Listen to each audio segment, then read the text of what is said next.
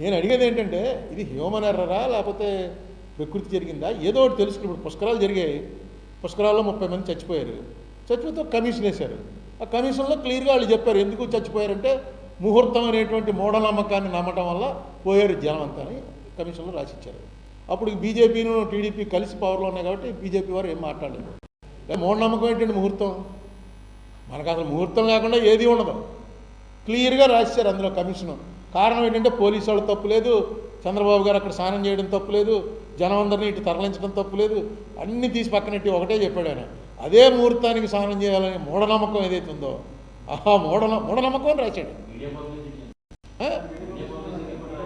Media publicity ఆ మూఢనమ్మకానికి ఇచ్చారని. మూఢనమ్మకానికి media publicity ఇవ్వటం వల్ల జనం అందరూ ఒక్కసారి వచ్చేసి స్నానం చేయాలని. ఆయన ఏం చెప్పాడంటే పుష్కరుడు 12 రోజులు ఉంటాడని ఉంటే అది మర్చిపోయి ఈ మూఢనమ్మకాన్ని నమ్మారు. అది మూఢనమ్మకమేగా. ఎవరు మనం చూసామా పుష్కరుణ్ణి? మూఢనమ్మకం అనుకుంటే అన్ని మూఢనమ్మకాలే. నమ్మకమే, నమ్మకం విశ్వాసం అదే మతం. మనం నమ్మేది మనం నమ్ముతాం అంతే. దానివల్ల చచ్చిపోయారంటే అయినా ఎవడ మాట్లాడలేదు మనం. పోనీ కనీసం అలాంటి కమిషన్ ఏదైనా వేసినా ముందు రోజుల్లో చదువుకోవచ్చు.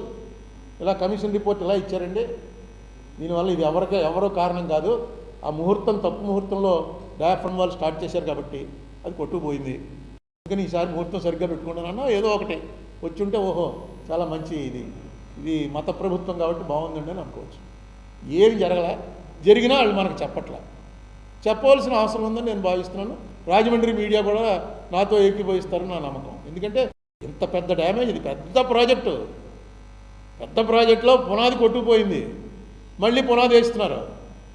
100,000 కోట్ల రూపాయల ప్రాజెక్టు ఏమవుతుంది మళ్ళీ మనకు తెలియాలి కదా.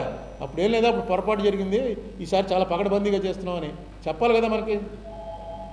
నాకు ఇవి చూసినప్పుడల్లా శివాజీరావు గారు ఎప్పుడో 15 ఏళ్ల క్రితమే నాతోటి, నేను ఎంపీ అయిపోయాక మళ్ళీ మాట్లాడాల, కానీ ఆయన మాటలు మాత్రం నాకు వినిపిస్తుంటాయి. ఆయన చాలా నాతో పరిచయం లేకపోయినా ఆయన ప్రొఫెసరు, ఇంటి పేరు త్రిపురనేని అనుకుంటాను, టి శివాజీరావు. ఎన్వైరన్మెంటలిస్టులు అందరికీ తెలుస్తుంది, ఎన్వైరన్మెంట్ మీద ఆయనకి చాలా అవగాహన ఉంది. ఆయన ఫోన్ చేసి చెప్తుండేవాడు, బాబు చెప్పు చేస్తున్నావు, అది ఆగదు, అక్కడ ఆగదు అని. అది నిజమా? టెక్నాలజీ మారిపోయిందన్న సీతాభద్రరావు గారు లాంటి వాళ్ళు చెప్పిన మాట నిజమా? ఏదో మనకు మామూలు జనాలకు కూడా సాటిస్ఫై చేయాలి కదా. ఎందుకు దాన్ని అలా మూసేసి అడిగితే కాపీరైట్ యాక్ట్ ఇన్ఫ్రింజ్ అవుతుందేంటి? కాపీరైట్ ఏంటి? పబ్లిక్ రిపోర్ట్ కది. ఇవన్నీ కూడా మీ ఎదురుగుండా పెట్టి అడుగుదాం అనుకున్నాను. While the complexities of flood management and dam construction may lead to challenging situation, it assures stakeholders that the government is actively working on comprehensive solution to address the concerns. This includes ongoing assessments, stakeholder engagement, and adherence of regulatory framework to the safety and security of all affected communities. In conclusion, the challenges highlighted in the complaint, the government is dedicated to resolving these issues through continuous improvement and collaboration with all the relevant authorities. ఇలాంటి challenge వస్తుంది. ఇలాంటి challenge వచ్చినప్పుడే ఇది ఎలా చేయాలనేటువంటి అనుభవం పెరుగుతుంది. అంటే డయాఫ్రమ్ వాళ్ళు కొట్టుకుపోయింది, ఇదో challenge.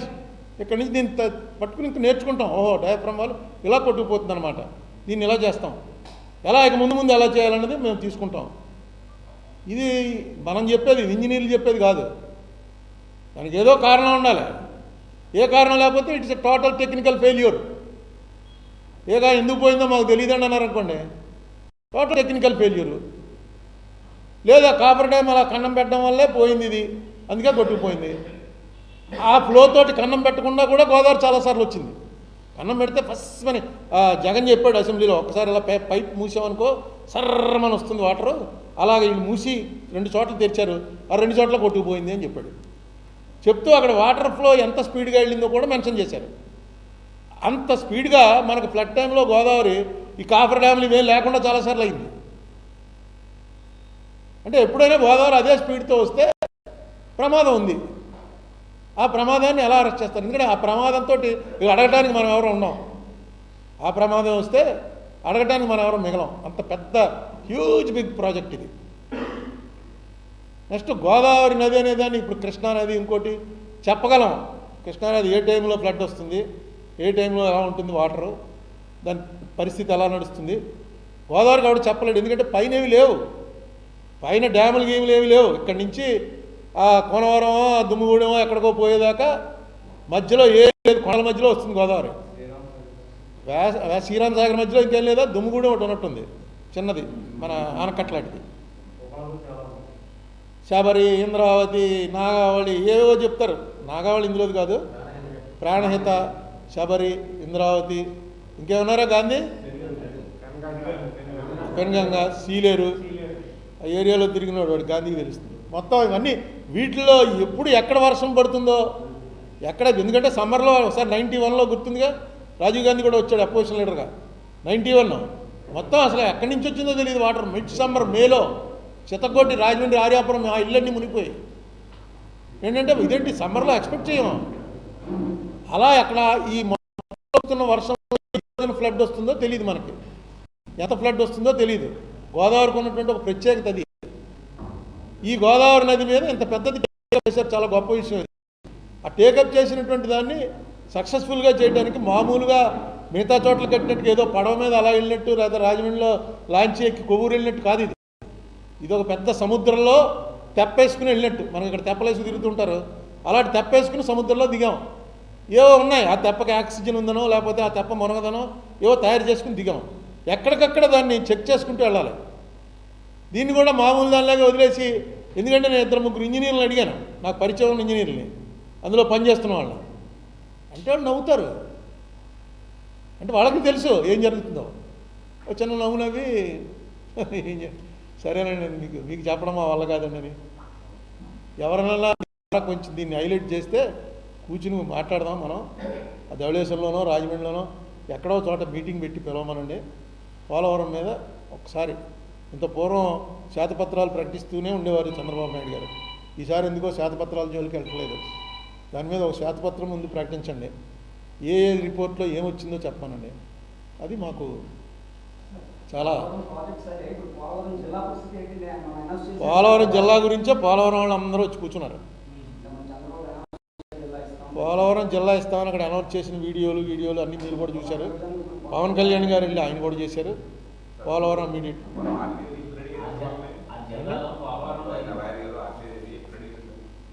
RTI latest RTI reply 28/11/25 అన్నే నెలైంది.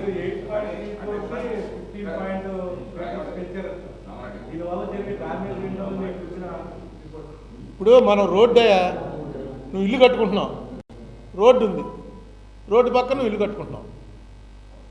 ఏం చేస్తావు నువ్వు? రోడ్డు ఈ లెవెల్లో ఉంటే పునాదులు ఈ లెవెల్ వరకు తెస్తావు.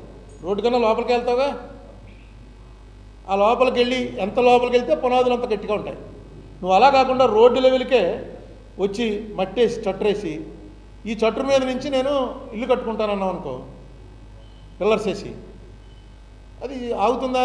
స్ట్రాంగ్ ఉండదు. ఆ టైంకి ఏమో ఆగుతుందేమో కాసేపు, కానీ రోడ్డు లెవెల్ కన్నా ఎప్పుడు లోపలికే వెళ్తాం మనం. పునాదులు అక్కడి నుంచి స్టార్ట్ చేస్తాం కన్స్ట్రక్షన్.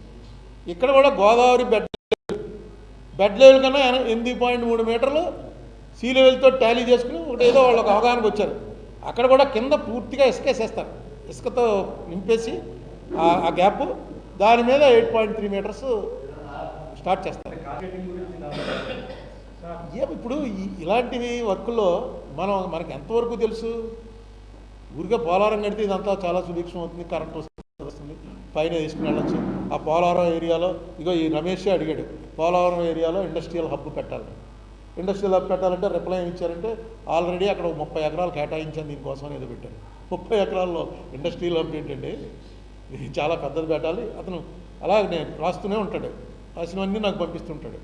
నిజమే, పోలవరం ఏరియాని చంద్రబాబు నాయుడు గారు చెప్పిన దాంట్లో 10% డెవలప్ చేసిన పోలవరం వాళ్ళు ఎవడో కూడా ఇదేటా ఈ ప్రాజెక్టు మమ్మల్ని ముంచేసిందనో మా దైనందిన జీవితాలు దెబ్బతిన్నాయనో ఎవ్వరూ ఆడవారు. ఎప్పుడు కూడా అగ్రాయుడు పార్టీ అంటూ మిగలకూడదు ఇలాంటి ప్రాజెక్టులో, అందరినీ సాటిస్ఫై చేయాలి. అందుకే మన రాజశేఖర రెడ్డి ఏం చేశాడు, రూపాయి దానికి 10 రూపాయలు ప్రాజెక్ట్ కాస్ట్లో పెట్టేశాడు. అంటే ఖచ్చితంగా ఇంకా అది మార్చడానికి వీలు ఉండదు.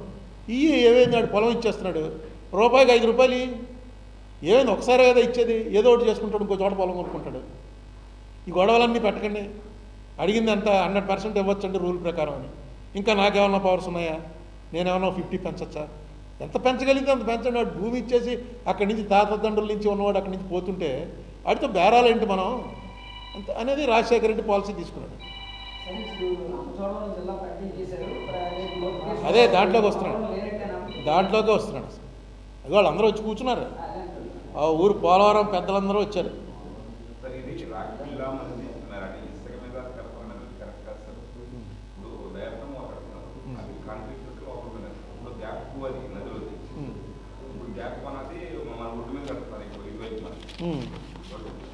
వాళ్ళు ఏం చేస్తే డయాగ్రామ్ వాళ్ళకి అటు ఇటు కూడా మట్టి కావాలి మట్టి వేస్తారు. ఇది కొండల నుంచి నేను చూసిన కంకర వేస్తారు మట్టి. దాంతోపాటు రాళ్ళు వేసి దానికి కాంక్రీట్ కూడా పోస్తారు.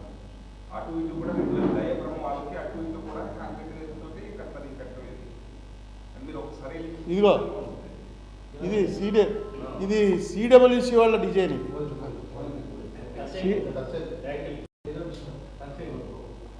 పోయిందామండి.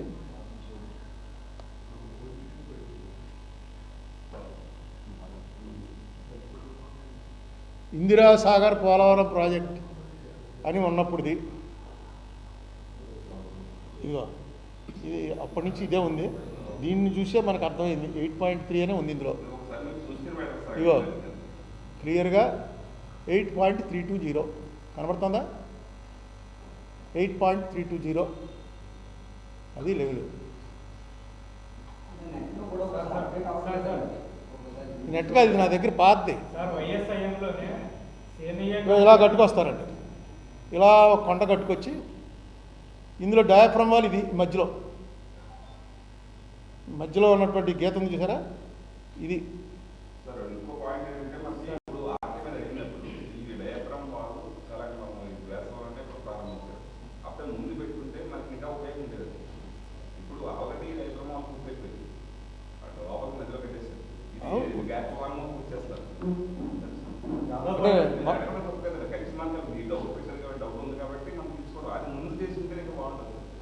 మీకు అలా కాదు కదా. ఇప్పుడు మీరు మీడియా అనేక స్టోరీలు రాస్తున్నారు. నాలాంటి ఎలా తెలుస్తుంది? మీ దాంట్లో చదివిన స్టోరీని బట్టే నాకు ఎలా తెలుస్తుంది? నేను ఏమైనా దాంట్లో ఎక్స్పర్ట్నా? ఇంజనీర్లకే తెలీదు ఆ స్పాట్లో ఏం జరుగుతుందన్నది అక్కడ ఉన్న ఇంజనీర్కి తెలుస్తుందేమో తప్ప ఇంజనీరింగ్ ఎక్స్పర్ట్లకే. ఇప్పుడు సీతాపతిరావు గారు ఉన్నాడు, ఆయనకి 90 ఏళ్ళు వచ్చాయి, హైదరాబాద్లో ఉంటాడు. ఇంకా మెమరీ బాగుంది, వాయిస్ బాగుంది, అన్నీ బాగుంది, పొద్దున వస్తూ కూడా మాట్లాడాను. అలాంటి వాళ్ళని అడగాలి. ఆయన మోస్ట్ ఆనెస్ట్ ఆఫీసర్గా మీ అక్కడ కూడా పెద్దవాళ్ళందరికీ తెలుస్తుంది. సీతాపతిరావు చీఫ్ ఇంజనీర్గా రిటైర్ అయ్యాడు. రాజశేఖర రెడ్డి టైం చంద్రబాబు నాయుడు గారు కూడా విపరీతంగా అతన్ని నమ్మేవారు. ఆయన టైంలోనే ఇక్కడ చాగలనాడు, ఈ పుష్కర ఇవన్నీ కూడా ఓకే అయినది ఆయన టైంలోనే. అలాంటి వాళ్ళని అడగాలి. కానీ ముసలాడు అయిపోయాడు బాబు అని అనుకుంటే వాళ్ళకే తెలుస్తాయి. ఆ సొంటి రామ్మూర్తి దగ్గర నుంచి ఏంటన్నది ఆయన చెప్పగలడు. ఎక్కడ ఏలుసుకుందా పోలవరం, వాళ్ళ ఊరు కూడా పోలవరం దగ్గరే. అక్కడ ఎమ్మెల్యే చేశాడు వాళ్ళ పెదనాన్నగారు కోదండరామయ్య గారు, ఫస్ట్ ఎమ్మెల్యే. ఫ్యామిలీ ఉంది. మనం ఏంటంటే నలుగురిని వాడుకోగలగాలి. అతను రాజశేఖర రెడ్డి దగ్గర అడ్వైజర్గా చేశాడు కాబట్టి ఇతను మనకు పని చేయడండి. రాజశేఖర రెడ్డి దగ్గర మంత్రిగా పనిచేసిన వాళ్ళు ఇలా మంత్రివర్గంలో పనిచేస్తారు, కానీ రాజశేఖర రెడ్డి దగ్గర అడ్వైజర్గా పనిచేసిన వాళ్ళు పనిచేయాలంటే అలాగా ఇక్కడ వాళ్ళు అక్కడ వాళ్ళు ఇక్కడ. మరి టెక్నికల్గా ఆయనకి ఎంత ఎక్స్పర్టైజ్ ఉందన్నదో లెక్కలో తీసుకోవాలి. సరే ఊరికే చెప్తున్నాను, ఆయన మాట్లాడతాడా నాకు తెలియదు. కానీ నేను పోలవరం గురించి నాకు ఏ డౌట్ వచ్చినా ఆయన అడుగుతూ ఉంటాను, ఆయన చెప్తుంటాడు. ఇంకా ఉన్నాడు వైజాగ్లో పెద్ద ఇంజనీర్ గారు ఉన్నారు, ఆయన పేరు చెప్తే ఆయన ఫీల్ అవుతాడు చెప్పండి. ఎందుకంటే ఆయన ఇంకా వయసు పనిచేస్తున్నాను, గొడవలు పెట్టుకోవడం ఇష్టం లేదు. అరుణ్ కుమార్ నోట్లోంచి అతని పేరు వస్తే అతనికి ఎందుకు ఇబ్బంది? ఈ రమేష్ చంద్ర పేరు నాకు ఖచ్చితంగా నాకు ప్రతిదీ పంపిస్తాడు ఏదొచ్చినా. ఇంకొక ఆయన ఉన్నాడు ఎనగంటి రవికుమార్ అని, ఈ జర్నలిస్టే, కృష్ణా జిల్లా. ఆయన కూడా ఆయన అడిగినవన్నీ పేపర్లో వస్తుంటాయి, నాకు పంపుతూ ఉంటాడు. ఇలాంటి వాళ్ళు మీలాంటి వాళ్ళు పంపుతున్న వాటిని బట్టి నేను మాట్లాడతాను. నేను మాట్లాడింది ఏమి కరెక్ట్గా నాలెడ్జ్ ఉండి నేనేమి ఎక్స్పర్టైజ్ని కాదు, నాకేం తెలియదు. నేను మామూలు కామన్ సివిలియన్, మీరు ఎలాగో నేను అలాగే. నాకు కొంచెం ఎక్కువ టైం దీని మీద స్పేర్ చేసే అవకాశం ఉంటుంది, ఎందుకంటే నేను పొలిటికల్గా ఉన్నాను కాబట్టి నాకు వేరే పని లేదు. ఆ పని లేకపోవడం వల్ల ఇది ఎక్కువ చూస్తుంటాను.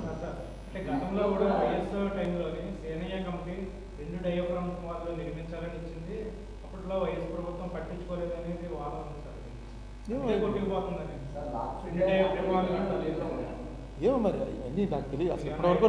ఇప్పటివరకు నాకు డయాఫ్రమ్ వాళ్ళు అనేది ఏంటి అన్నది నాకు అర్థం అలా. దాంట్లో ఏదో బెల్లటైన్ ఏదో చెప్పారు, అది కలుపుతారట. ఐస్లో కూల్ చేసి బాగా -50 డిగ్రీలో -100 డిగ్రీలకు తీసుకెళ్ళి అప్పుడు పట్టుకెళ్ళి అది లోపలికి పెడతారు, కన్సాలిడేట్ అవుతుంది అని ఏవో చెప్తున్నారు. ఇవన్నీ టెక్నాలజీలు మారుతున్నాయి, మనకి తెలియదు కదా. నాకు ఈ టెక్నాలజీ తెలియదు. ఇలా ఫోన్లోంచి ఇలా కొడితే టక్కన నీకు వచ్చేస్తుంది. ఫోన్లో నీ ఫోటో నాకు పంపావు అనుకో, ఆ ఫోటో మళ్ళీ నీకు వెనక్కి పంపితే మన ఇద్దరం ఎదురెదురుకున్నాను ఉన్నాం, పంపాను అనేటప్పుడు నీకు వచ్చేస్తుంది అప్పుడే. అంటే ఈ మధ్యలో ఉందన్నమాట కిరణాలన్నీ, ఆ కిరణాలలోంచి లాగేసి వెళ్ళిపోతుంది. ఎక్కడి నుంచి అంటే శాటిలైట్ నుంచి లాగుతుంది అంటున్నారు. ఎక్కువ తెలుసుకునే ప్రయత్నం చేస్తే బుర్రపాడవుతుంది కాబట్టి అనవసరం కొట్టేయడం చేసాడు, అలా పోతున్నాం.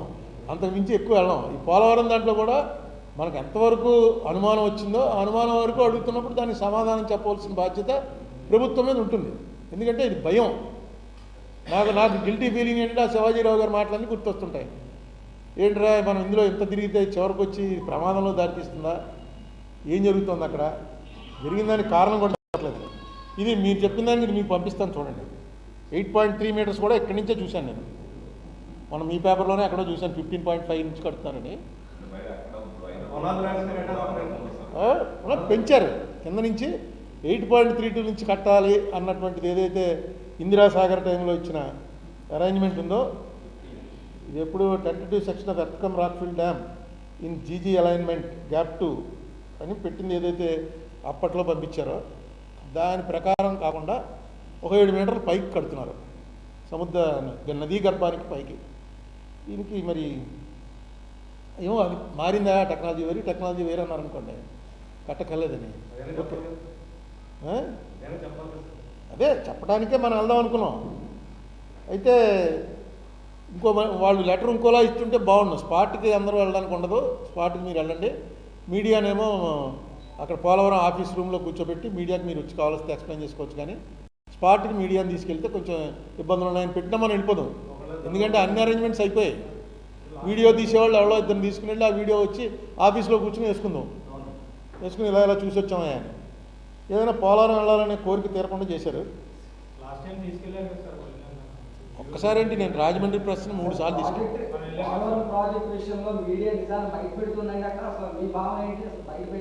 అంటే ఇప్పుడు మీడియా అంటే main stream media, social media, నేను ఎడిటర్నే, ఏదో కొడతాను, కొడితే వెళ్తున్న దాంట్లో సరుకు ఉందనుకోండి మీరందరూ ఫార్వర్డ్ చేసేస్తున్నారు, దాంతో ఎక్కువ సర్క్యులేషన్లోకి వస్తుంది. అది ఇప్పుడు మోడీ గారికి 2014లో ఫుల్గా ఉపయోగపడింది సోషల్ మీడియా. మామూలు మీడియా అంత ఇదిగా లేదు.